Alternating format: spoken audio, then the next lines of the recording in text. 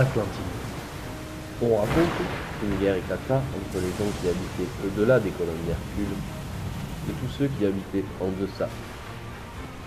On raconte aussi que seuls les premiers Athéniens réussirent à vaincre par l'art militaire ces envahisseurs venus par la mer. D'abord à la tête des élèves, puis seul, abandonné par les autres, préservera de l'esclavage ceux qui n'avaient jamais été esclaves, et, sans rancune, libérera tous les autres peuples et nous-mêmes qui habitons à l'intérieur des colonnes d'Hercule. En l'espace d'un seul jour et d'une nuit terrible, tout fut englouti d'un seul coup sous la terre.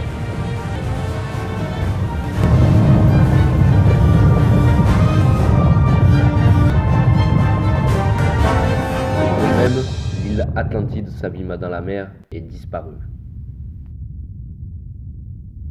Mais alors, des tremblements de terre sont-ils susceptibles de faire totalement disparaître une île de la taille de l'Atlantide ?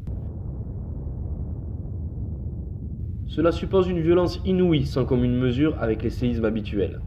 Ces tremblements de terre sont en outre accompagnés le plus souvent de cataclysmes.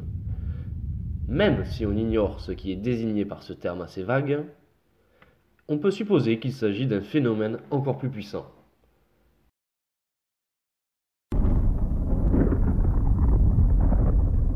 Serait-ce alors dû à la chute d'un astéroïde il y a maintenant 10 500 ans ?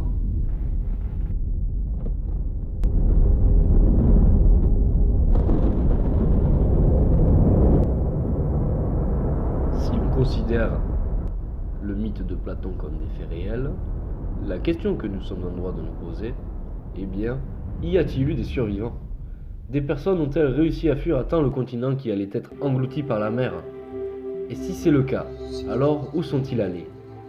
Le peuple fantastique de l'Atlantide est-il réellement à l'origine de tous les récits mythologiques de l'histoire de l'humanité ? C'est ce que nous allons découvrir donc.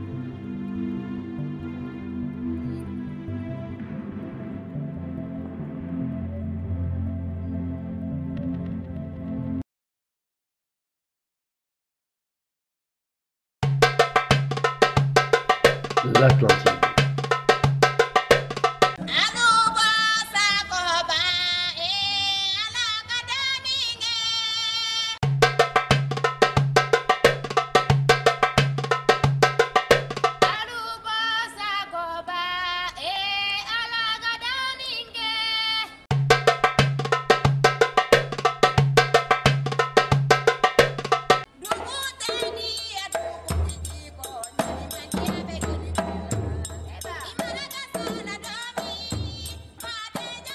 Depuis les premiers récits du philosophe grec Platon, le Timée et le Critias, rédigés il y a plus de 2500 ans, de nombreux érudits, scientifiques, explorateurs ou encore chercheurs n'ont eu de cesse de rechercher le continent mythique disparu.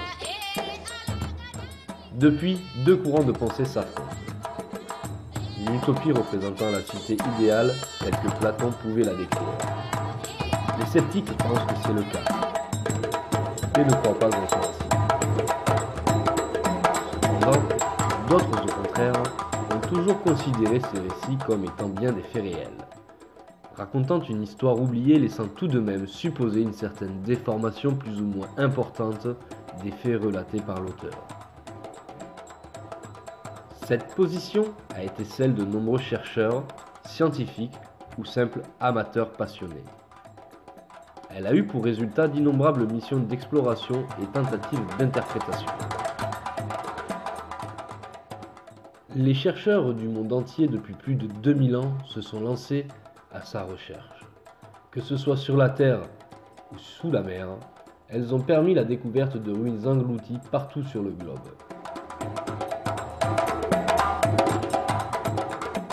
Cependant, à ce jour, l'Atlantide n'a toujours pas été retrouvée et rien n'a permis de démontrer l'appartenance des vestiges découverts à une autre civilisation que celle déjà connue en Méditerranée ou ailleurs.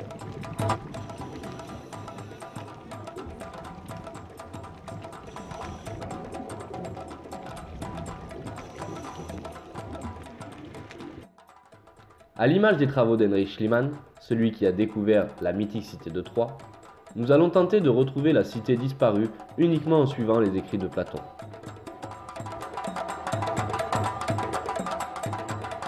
C'est grâce aux travaux d'une archéologue du début du XXe siècle nommé Marcel Wessens-Dumlanska et d'un archéologue nommé Thor Heyerdahl que nous pensons avoir retrouvé non pas le continent disparu, mais bien le peuple qui a fait de lui puissance et renommée jusqu'à aujourd'hui.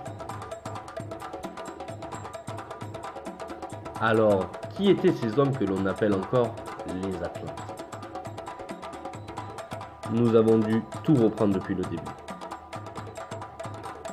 Jusqu'à maintenant, toutes les tentatives afin de retrouver le continent perdu de l'Atlantide se sont soldées par un échec.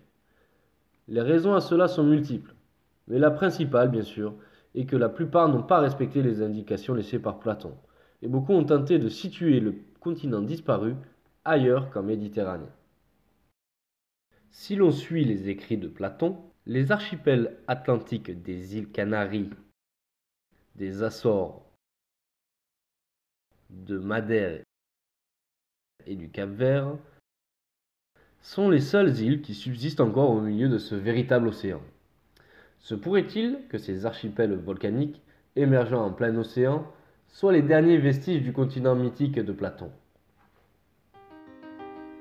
Au début du XVe siècle avant notre ère, Jean de Béthencourt, un explorateur et seigneur français, entreprend la conquête des îles Canaries, sous l'égide du roi d'Espagne.